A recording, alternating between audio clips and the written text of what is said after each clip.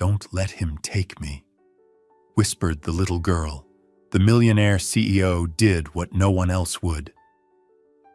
The ballroom glittered with chandeliers and glass and too much polished laughter.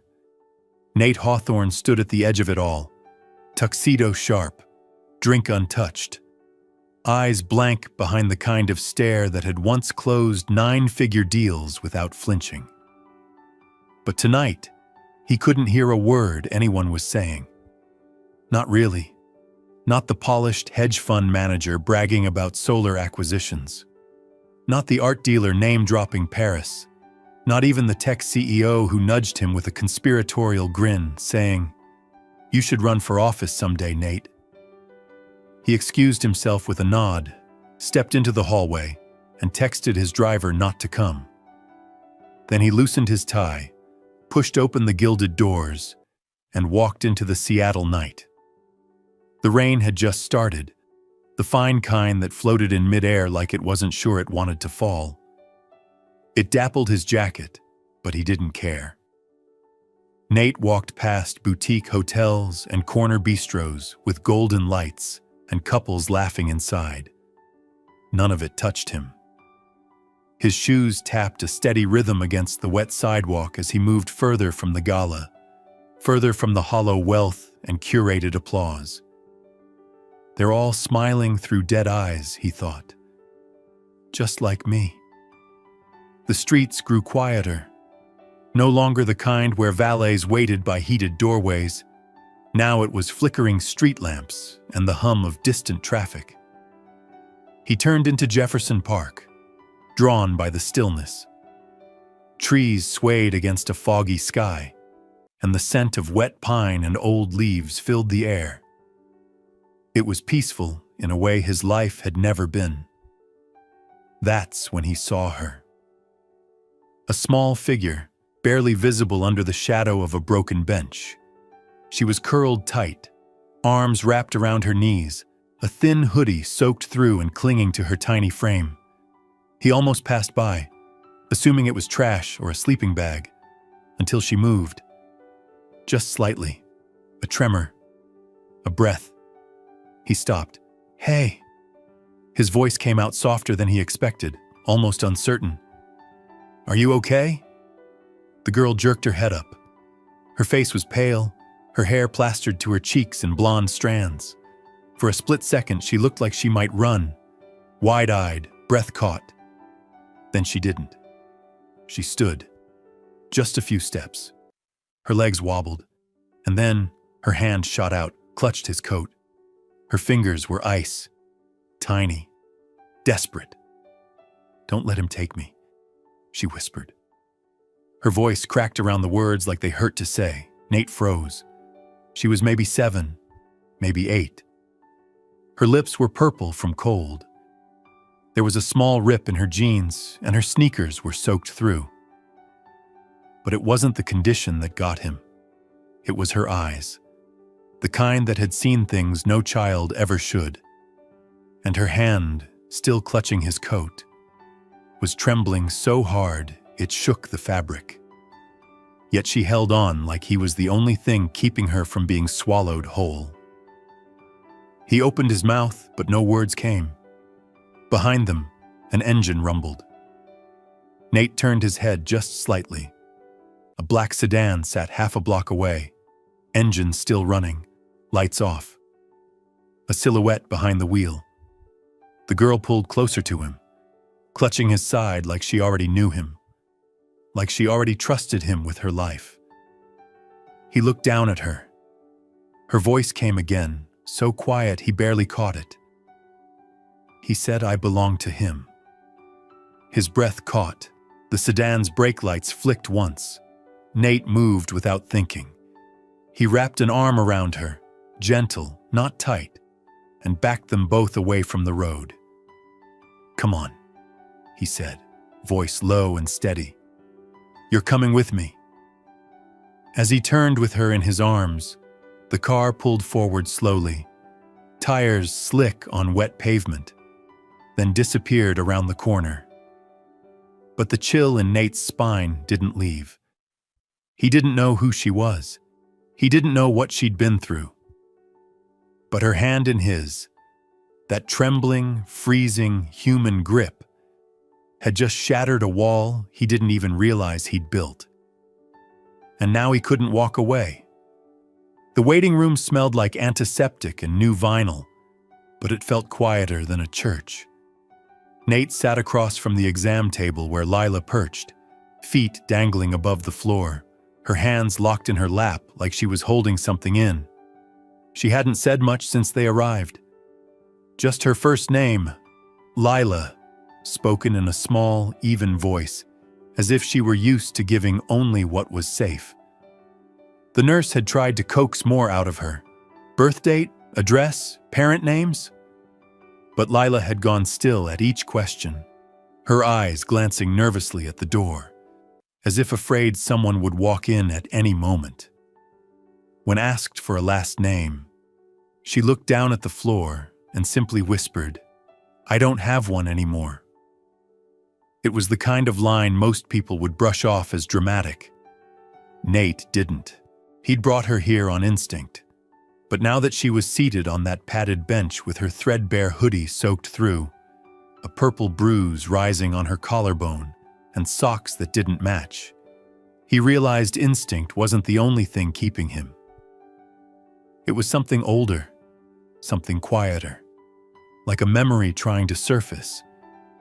The nurse gently touched Lila's arm to check for vitals, and she flinched hard, pulling away like she'd been burned. Her breathing turned shallow, her shoulders hunched. "I think we should contact Child Protective Services," the nurse said, glancing at Nate with professional concern. "No," Lila said, her voice sharp and terrified all at once. She looked at Nate, eyes round and pleading. "Don't let them take me back." Nate stood without thinking. "No one's calling anyone right now." The nurse blinked, unsure whether to be annoyed or relieved. "Sir, protocol," I said no. His tone was low but final. He could see the nurse hesitate, calculating who he was, what he might do, and what it would cost to argue. She nodded curtly and stepped out to consult with a supervisor. The room fell back into silence. Lila's breathing slowed, but her hands hadn't unclenched. Nate pulled a chair closer, taking a seat without speaking. He wasn't good at comfort. He never had been. But somehow, silence with this child felt more honest than any reassurance he could fake. She finally looked up at him. Her eyes weren't just scared. They were wary, trained.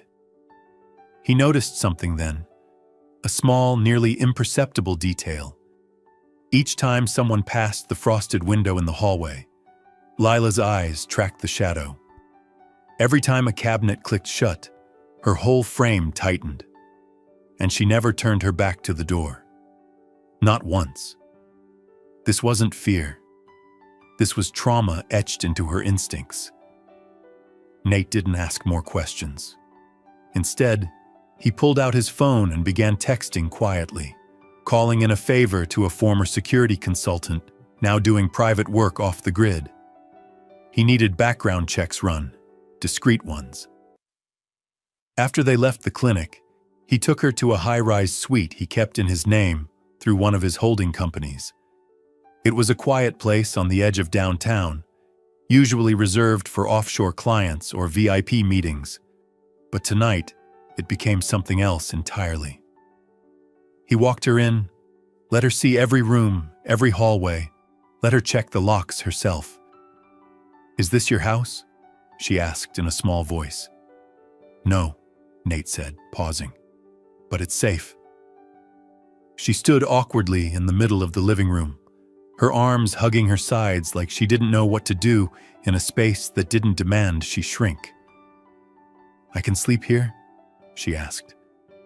"For as long as you need," he said. Then added without thinking, "You don't have to be afraid here." That night, Nate sat alone on the couch after she fell asleep in the guest room, curled up under a blanket like a child who didn't trust the bed yet. He turned off every light but one, sipping a glass of untouched scotch, staring out at the Seattle skyline that glittered like a world too far above everything real. He thought about the people at the gala, laughing in their tailored suits, about the last deal he closed, about the fact that, for the first time in years, none of it mattered. Why the hell do I care? He had no answer, only a memory. His younger brother, at age 9, standing in their old backyard with a black eye, refusing to say what their father had done. Nate had left that house at 16 and never looked back. But now a different kid was in his life, one he'd known for less than a day. And already, walking away felt like betrayal. His phone buzzed on the table. It was a message from the PI, nothing concrete yet. No missing person report filed. That's strange. Strange didn't begin to cover it. He stood quietly and stepped into the hallway. The door to the guest room was slightly ajar. Lila's voice floated out softly, almost like a breath being exhaled. "They have other kids," she murmured. "If I talk, they'll hurt them too." Nate stopped cold. It wasn't just fear in her voice. It was guilt. His pulse surged. His chest tightened. That sentence changed everything. He wasn't just harboring a lost girl. He was standing on the edge of something vast and buried and terrifying. And for the first time in over a decade, he felt something deeper than business or duty. He felt fury, not for himself, but for her, and for all the others. Whoever they were, they had just made this personal. The rain had returned in the early hours of the morning, slanting against Nate's windows in sharp gusts, as if the city itself were trying to scrub something off its skin. But nothing could wash away what was already rooted in Nate's chest. He stood in front of the glass, coffee cold in his hand, staring at the glowing screen of his tablet. His head of cybersecurity, Alyssa Chen, had spent the night crawling through child welfare databases, both public and the ones buried beneath layers of bureaucratic red tape. Nate had told her not to stop until she found something, anything. But the deeper she looked, the stranger it became. "Her name doesn't show up anywhere," Alyssa said over speakerphone. "No birth record, no school enrollment, no medical history. It's like she never existed, except..." Nate turned. Except what? "There are 16 reports of girls between 6 and 10 who disappeared over the past 5 years in Washington state. All flagged under different circumstances. Custody disputes, runaways, temporary foster placements. But here's the weird part. 11 of them had active investigations that were suddenly closed with no resolution. Most within the same 48-hour window. And every one of them had one thing in common. They were placed in temporary care through St. Agnes Youth Services." That name stuck. Nate didn't know why yet, but it scratched at the base of his skull like a warning. "Where was it based?" he asked. "Tacoma. Main facility's been shut down for renovations since last year. I want the address." An hour later, Nate was behind the wheel of his silver Mercedes SUV, driving south through gray mist and silence. He didn't bring a driver, didn't want to explain anything. He just needed to see it with his own eyes. He turned off the main road onto a cracked asphalt drive that hadn't been used in months. Trees crowded the path. Moss had crept up the concrete steps of a 2-story building surrounded by chain-link fence. No signs of construction, no workers, just stillness. He got out. The gate was rusted shut, but someone had already clipped the chain, months ago, maybe longer. The wind whistled through the empty frame as he stepped inside. The yard was overgrown, weeds clawing through broken tiles like they were reclaiming what man had abandoned. A rusted swing creaked with each gust, its seat missing. Half buried in the mud was a child's pink sneaker, one lace torn, as if someone had run and never returned for it. Inside, the air was worse, heavy with mildew, old bleach, and something more metallic beneath. The lights didn't work, but Nate had brought a flashlight. He moved down a corridor of peeling paint and water-stained ceilings. The silence was thick, dead. He turned a corner and found the main intake room. The desk was overturned, files scattered in a heap of damp, gray sludge. On the far wall, a height chart remained, a hand-drawn rainbow at the 5-foot mark, faded beyond recognition. Then, in the back office, he found it. A rusted filing cabinet, one drawer still wedged half open. Nate yanked it fully open and winced at the smell. The folders were soaked through, but some pages remained. Most were too damaged to read. Except one. It was a weekly rotation sheet. At the top, written in permanent marker, were the words, Unit 6C AGY. He took a picture and texted it to Alyssa without saying a word. Then he flipped through the rest of the drawer. Behind a few moldy pages was a child's drawing. Stick figures behind black vertical lines, as if drawn with fear. One of them had a red X over its head. Another had scribbled letters underneath. No more noise. His breath caught. This wasn't just a bad group home. This was a holding pen. He shoved the files into his satchel and left before the air could choke him. Back at the safe house, Lila was sitting on the couch with her knees tucked to her chest, holding something tightly in her hands. She looked up when Nate entered, her expression unreadable.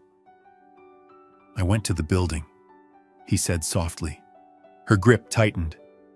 "You went there." "I needed to see it," he said. "I needed to understand." She looked down. No one ever wants to understand. They just want it to go away.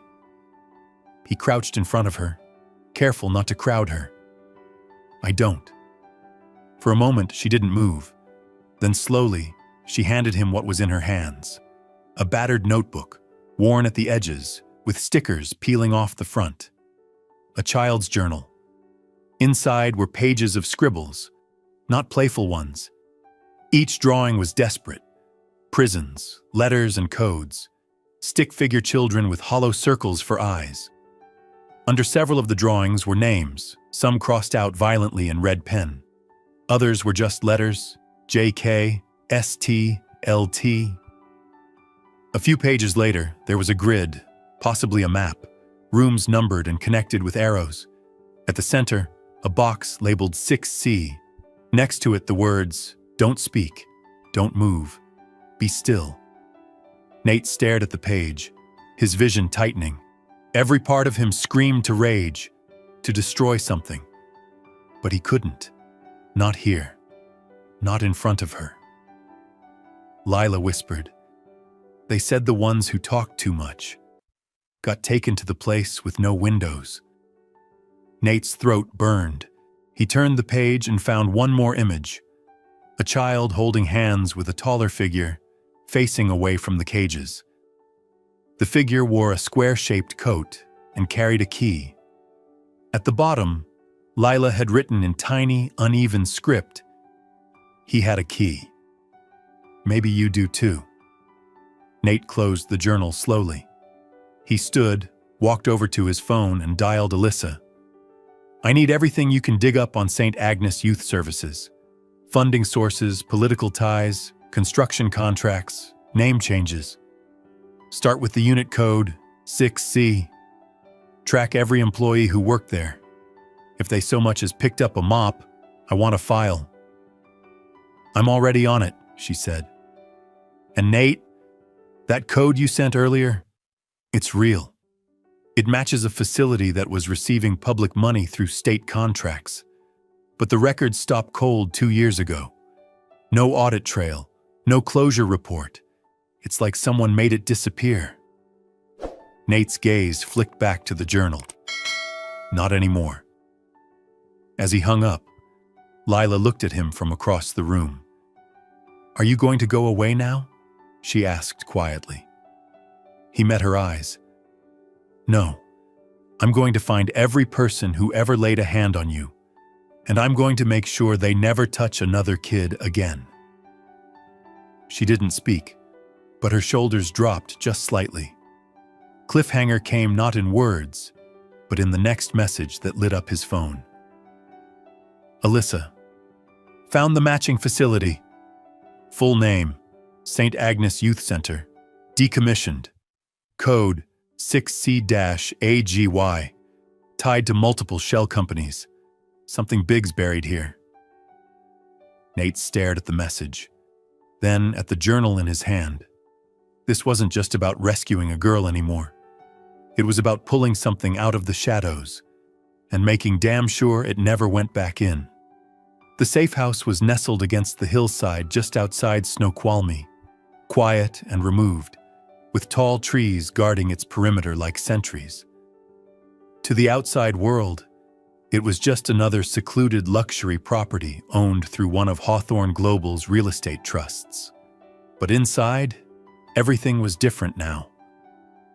Nate stood in the foyer, jacket slung over one shoulder, watching as Lila took her first hesitant steps into the home.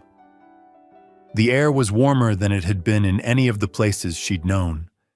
The lights were soft, low, not glaring or sterile like the institutions she'd survived.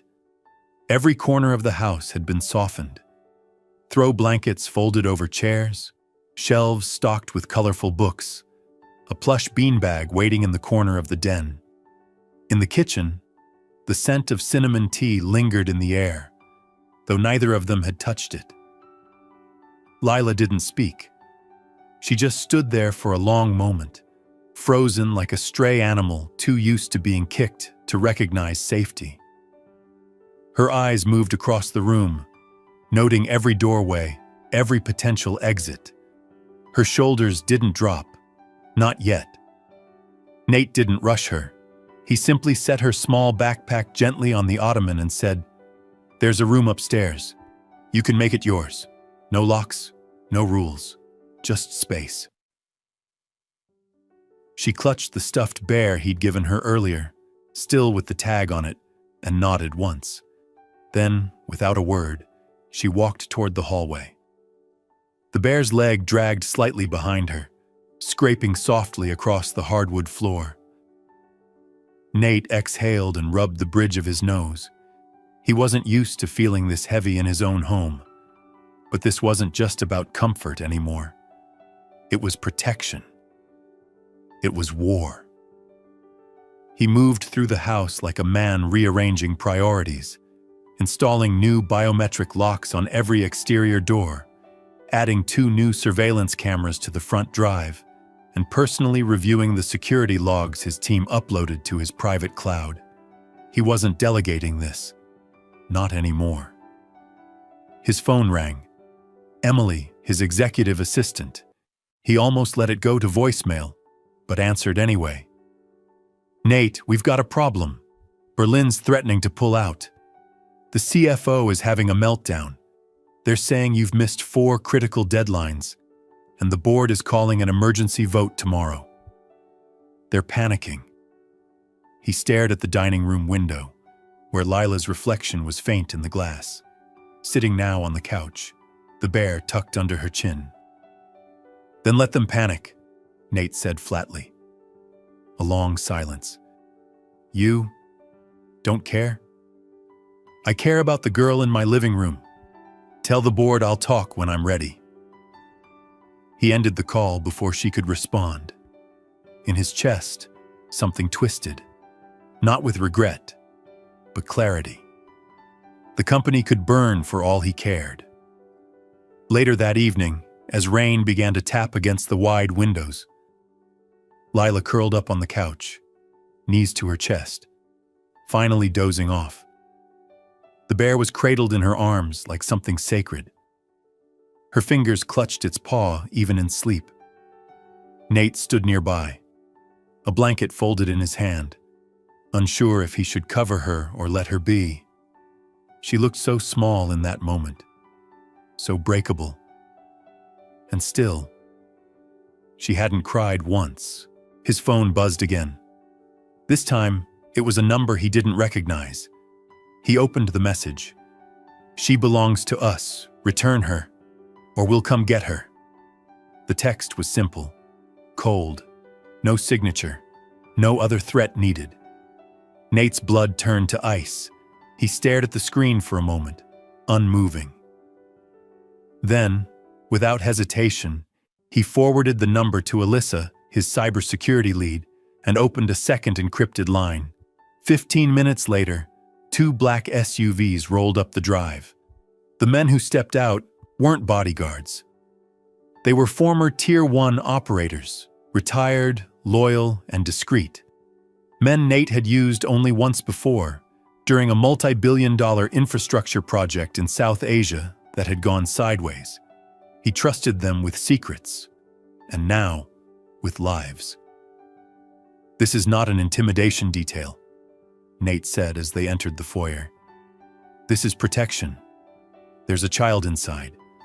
You'll guard her like she's blood."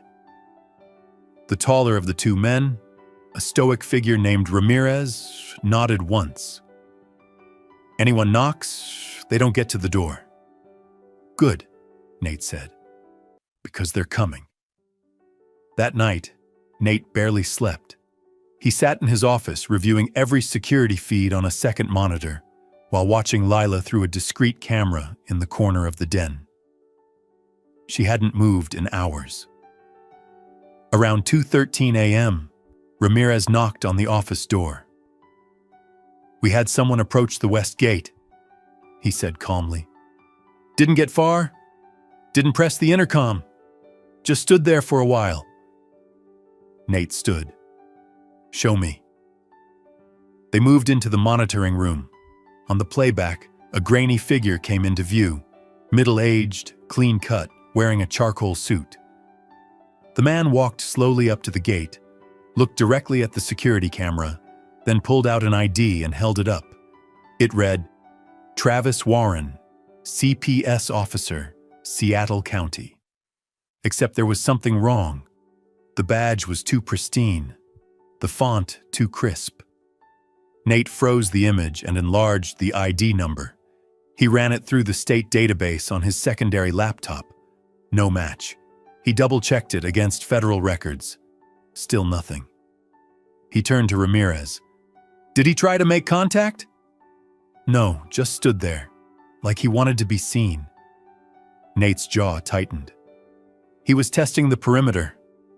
Ramirez didn't argue, just crossed his arms. "You want him followed?" "No," Nate said, stepping back from the screen.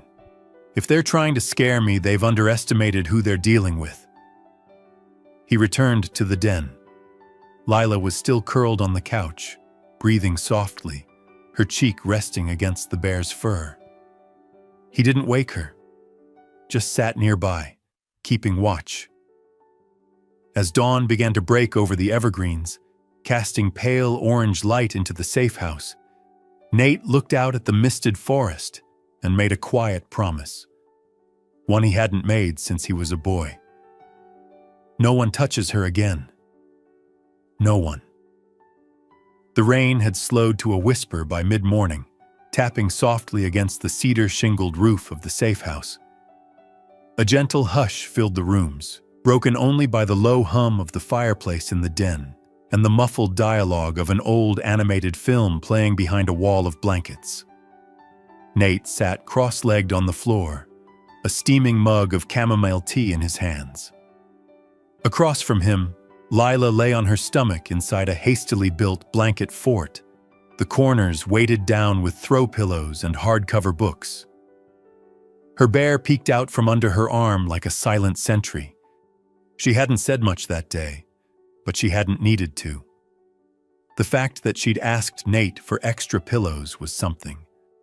So was the fact that she had taken off her shoes without being prompted. Trust wasn't spoken in her world. It was demonstrated in cautious steps and long silences. They were watching an old Disney movie, something about a lost dog finding its way home. Lila hadn't laughed, but her eyes had stayed on the screen. And when the dog curled up by the fire in the final scene, she blinked a few times and quietly reached for Nate's arm. She didn't say a word, just rested her head against his shoulder like it was something she'd done 1,000 times. It was the smallest gesture, and it broke something open in him. For a long moment, neither of them moved. The fire crackled, her breathing slowed. "I used to build forts like this when I was your age," Nate said softly, voice more gravel than usual. "Only difference was, mine were made out of couch cushions and anger." Lila didn't respond, just listened. "My dad had a temper," he continued, not sure why he was saying it out loud. "One night, he got drunk and threw a chair at my brother, missed by inches. My mom left the next morning, took my brother, left me behind." He paused, surprised by the weight in his chest. He hadn't told anyone that in years, maybe ever. "I didn't hear from them again until I was 32, and by then, it was too late to matter." He looked down at Lila. Her eyes were half closed, the rise and fall of her breath slow and steady. He thought she had drifted off, until she murmured, just loud enough for him to hear, "You smell like someone who stays." It hit like a gut punch. Nate didn't move. Couldn't. The lump in his throat caught him by surprise. It wasn't just her words. It was the quiet certainty in them, like she wasn't hoping, she was declaring it. He reached down and gently pulled the blanket over her shoulder. She didn't stir. Hours passed. As night fell, the house grew even quieter, bathed in soft gold from the recessed lighting and the dying glow of the fire. Nate sat at his desk, reviewing encrypted files Alyssa had sent. Documents connecting St. Agnes to multiple ghost entities, all seemingly erased after state audits were mysteriously rerouted. His phone buzzed. "Ramirez, gate check. You'll want to see this." Nate stood and moved swiftly to the security room. The monitors glowed in the dim light. Ramirez played the clip. It was from just before dusk. A man in a Navy windbreaker approached the western gate, walking with the calm of someone who belonged. He didn't press the intercom. Instead, he reached into his pocket and slipped something between the slats of the gate before walking away. One of the guards had retrieved it. A laminated ID, Child Protective Services. Name, David Green. Badge number 58241. Nate took the ID in his gloved hand. It felt stiff, wrong. He ran the number through the secure state verification portal. The page loaded. No match. He flipped the badge under the light. The hologram shimmered, but it was off-center. The edges were too clean. A Hamasitvani. He held it longer than necessary, staring at it like it might start speaking. Another message buzzed in from Alyssa. "They're testing your defenses, Nate. Whoever's behind this knows you've got Lila, and they want her back. You need to go on the offensive. Soon." Nate's thumb hovered over the message. He didn't respond. Instead, he walked slowly back into the den, the fake ID still clutched in his hand. The lights had been dimmed. Lila was curled on the couch again, her knees tucked to her chest. The blanket fort now collapsed into a pile of comfort. She didn't open her eyes as he entered, but he could tell she wasn't fully asleep either. Her hand moved slowly, reaching for the bear like muscle memory. Nate stood there for a long moment. Then he turned, opened the fireplace grate, and threw the forged ID into the flames. It curled quickly, blackening at the edges, shriveling into ash as the flames ate through the false name, the hollow badge number, the silent threat. He watched it burn, eyes reflecting the firelight. Then he whispered, more to himself than anyone else, "They're not coming for you, Lila." His voice hardened. "I'm coming for them." The storm that rolled in that night wasn't made of rain. It was paper and silence, names and faces, redacted documents, and whispers buried in state-funded files. Nate stood at the center of it all in his study, sleeves rolled up, tie discarded, reviewing a spread of printed dossiers that covered the entire table like a battlefield blueprint. Across from him sat Valerie Monroe, 50 but sharp as a scalpel. Her salt and pepper hair was cut into a crisp bob, her posture military, her eyes dark with a knowledge that didn't come from books. 20 years with the FBI, now working off-grid as a freelance investigator for child protection nonprofits and task forces too underfunded to fight monsters. Monroe flipped through the 5th folder without flinching. "They've buried this well," she said. 3 LLCs shielding one parent company, all tied to a now-defunct religious charity. Every time someone tries to pull the string, it breaks. "They're not sloppy," Nate replied, jaw tight.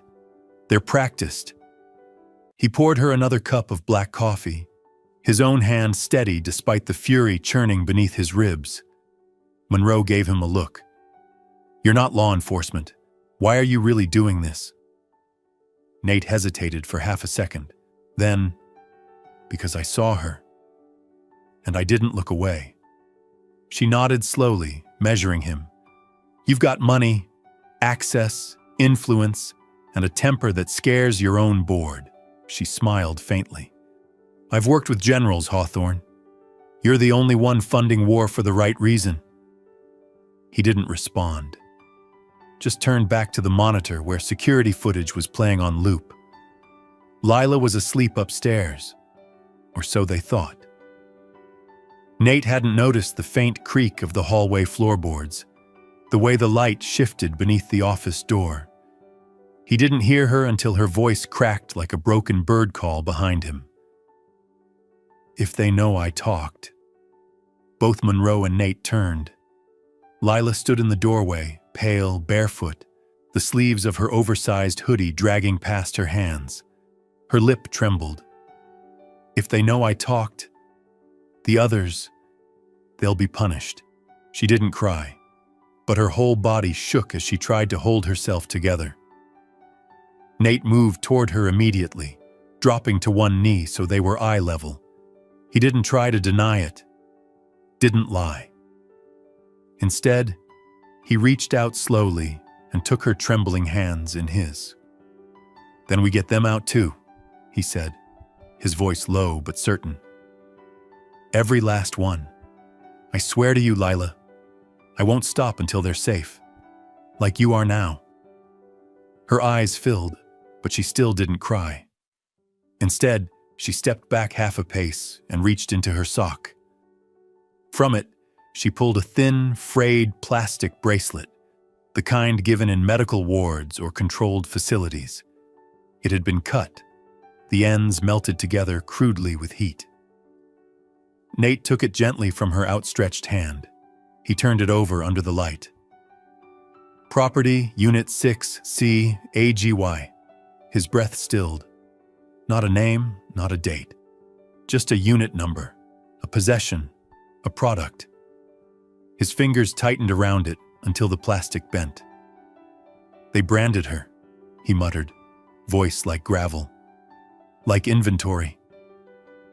He stared at it for a long time, and when he finally looked up, his eyes were darker than Monroe had ever seen. Later, when Lila had been gently coaxed back to bed by the female guard on night duty, Nate's personal request to help her feel safe, Monroe pulled out a satellite map from her bag. She pointed to a cluster of rural buildings 30 miles north of Olympia. "This is where they're holding the rest," she said. They call it a behavioral youth camp, licensed, legit on paper, but it's owned by one of the same shell corporations we traced to St. Agnes. Nate leaned over her shoulder. Cameras? He asked. 2, facing out, but nothing inside. We suspect the kids are in the converted barns, far enough from the road that no one hears anything. He folded his arms, heart pounding.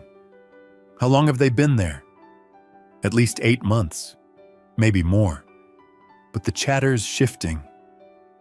One of my sources intercepted an encrypted message, something about consolidation and relocation. She turned to him, her expression harder now. They're moving the children, Nate. He froze. Then his phone rang. He glanced at the screen. Monroe's backup number. He frowned and answered. But the voice on the other end was hers, tense and quiet. I just got word, she said. The convoy's scheduled. Midnight tomorrow. Unmarked vans, no paper trail. She didn't need to say more. If they didn't act now, the kids would disappear. Again. The line crackled, then fell silent. Nate stood there in the glow of the low office light, the plastic bracelet still in his hand, the map spread before him like a war plan. He turned slowly, staring out the window into the black night beyond the trees. They've had their chance, he said. And his voice, low, steady, didn't sound like a tech CEO anymore. It sounded like a man who had nothing left to lose, and one promise left to keep. The dawn came cold and silver, seeping through the fog like a whispered warning. Nate stood outside the safe house in a tailored wool coat, the collar turned up against the wind, but his mind was somewhere else. Already down that back road north of Olympia, where children were being loaded like cargo into unmarked vans. The operation had moved quickly overnight. Monroe had pulled favors from old bureau contacts. Nate had pulled strings he never thought he'd touch again.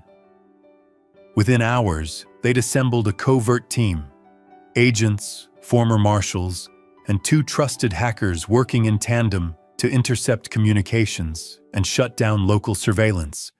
It wasn't legal, not entirely, but it was right. By noon, the plans were finalized. The raid would go down at 2 a.m. sharp. No sirens, no press, no announcements, just extraction and evidence. Back at the safe house, Lila stood in the kitchen in her favorite blue hoodie, pouring cereal slowly into a bowl. She didn't eat it, just stirred it around with her spoon, the way she did when she was thinking too hard. Nate watched her from the other side of the counter.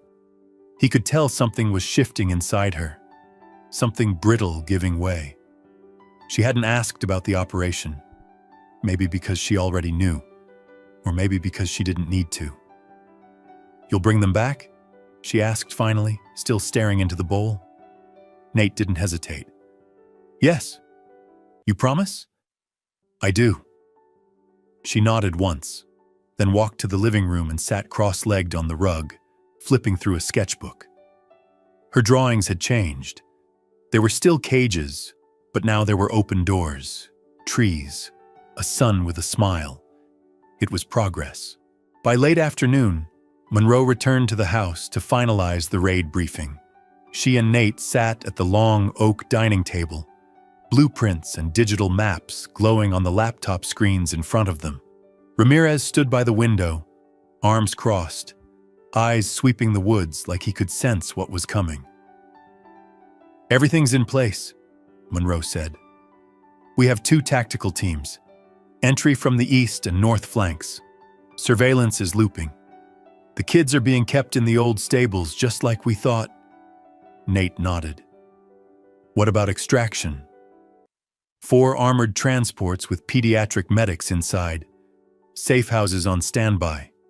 Your foundation's footing the costs without a trace. He leaned back, rubbing his hands over his face.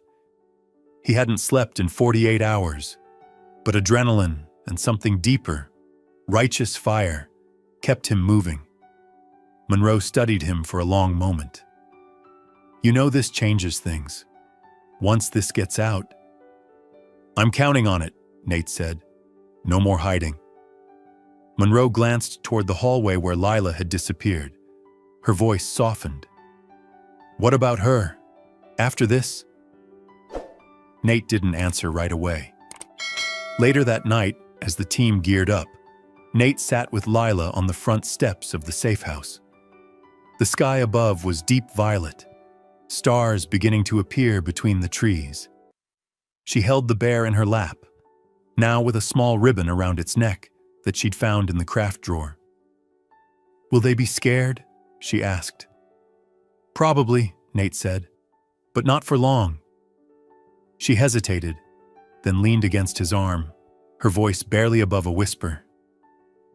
Do you think it's okay now, to feel safe? He looked down at her. The question hit deeper than she knew. I do, he said. You are home now. She exhaled slowly, and for the first time, he felt her truly relax. Not just the way she sat, but in her eyes, her breath, her presence. The constant tension had loosened. A child, finally allowed to be just that. The raid went off like clockwork. The facility was breached in under 4 minutes. 37 children were found inside, silent, shaking, some too weak to stand. The team worked fast, covering them with thermal blankets, guiding them into the transport vans with the kind of gentle urgency that only came from people who understood what it meant to be broken and rescued in the same breath. By sunrise, news had already begun to spread, not in the press, but behind closed doors. State officials were panicking. A senator's aide had been arrested at the scene, caught trying to delete files from a secure laptop as agents closed in. Monroe handed him over without ceremony. Nate stayed behind the scenes. His name wasn't on the paperwork, and he intended to keep it that way. But the fingerprints of his presence were everywhere, in the coordination, in the funding, in the sheer resolve that had made it possible. 2 days later, in a quiet courthouse, Nate filed official guardianship paperwork. He didn't ask Lila if she wanted it. She'd already answered the question in a dozen silent ways, by handing him her journal, by showing him her drawings, by sleeping near him, not because she had to, but because she wanted to. Still, when the papers were signed, he knelt in front of her and held them out. This makes it official, he said. She took them in both hands, studying the words she didn't fully understand. Then she looked up at him, her eyes wet, her voice steady. I already knew. That afternoon, they painted her new bedroom together. Soft green walls, yellow curtains, a shelf of new books. In the corner sat a potted plant, tiny but determined. Lila had picked it out herself. It wasn't much, but it was growing. That night, as Nate tucked her in, she reached up and touched his face. Promise you'll still be here tomorrow? He took her hand, kissed it gently, and whispered, If I ever leave, it's because I'm walking beside you. 1 month later, the fog had lifted, literally and otherwise. The trees surrounding the safe house had begun to bloom again. The snow that once threatened to trap the world in silence had receded into the hills, and for the first time in years, Nate Hawthorne opened his eyes each morning, not to an alarm clock or investor call, but to the sound of laughter down the hall. Lila was already in the kitchen, barefoot, standing on her tiptoes as she tried to stir pancake batter with both hands. She wore a too-big apron and a determined frown, her hair a tangle of sleepy curls. Batter had made its way onto her cheek and the countertop, but she was humming something, off-key, cheerful, completely unguarded.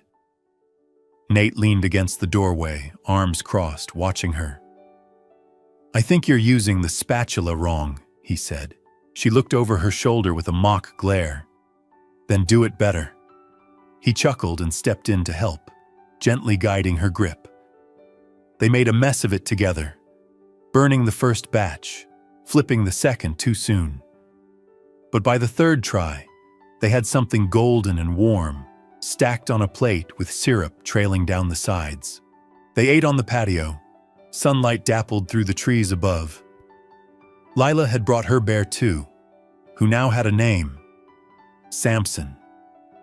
She'd made him a paper crown and a tiny cardboard bed that sat by her nightstand.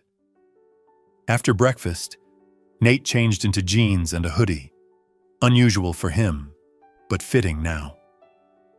He had a meeting, but it wasn't with shareholders or partners. Today, he stood before a dozen rescued children and the people who had risked everything to save them. Inside a modest community center funded anonymously by his foundation, the Sixth Key, a banner hung overhead.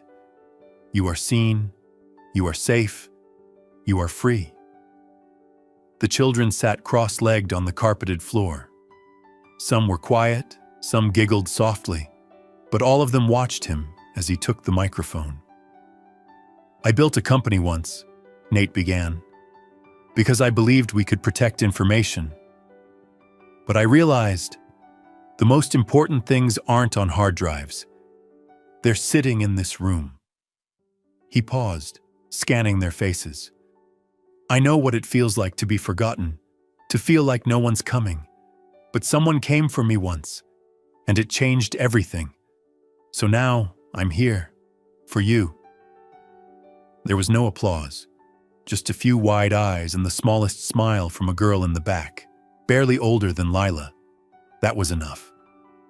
When he returned home, Lila was waiting on the porch, legs swinging off the edge, her bear beside her. I drew something, she said, holding up a folded piece of construction paper. He sat beside her and opened it. A house sketched in green and blue crayon, with a chimney and a little girl holding hands with a tall figure in glasses.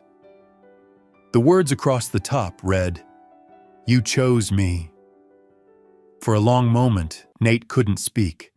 A tightness settled in his chest, not painful, just real.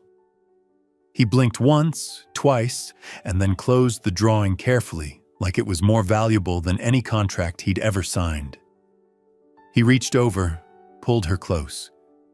She hugged him back without hesitation. Later that evening, as the sun dipped behind the trees, Nate lit a fire in the stone hearth of the den. Lila curled beside him with her blanket, a chapter book open across her knees, sounding out words slowly as he helped her through the tougher parts. No news alerts, no quarterly reports, no deadlines.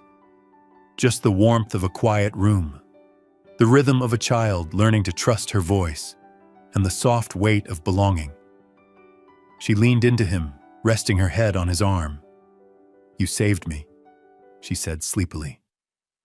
Nate looked down at her, voice quiet but full of truth. "No, kiddo. You saved me too. I just did what no one else would." Outside, the wind rustled gently through the trees. Inside, everything was still, not perfect, but whole. And for the first time in both their lives, it felt like home. If this story resonated with you, please share your thoughts in the comments below. What did you think was the most powerful moment? Your personal insights and wisdom truly enrich our community. And if you'd like to see more stories of hope and healing like this, please like, share, and subscribe to our channel. And be sure to check out our other stories in the playlist. Thank you for being a part of our journey.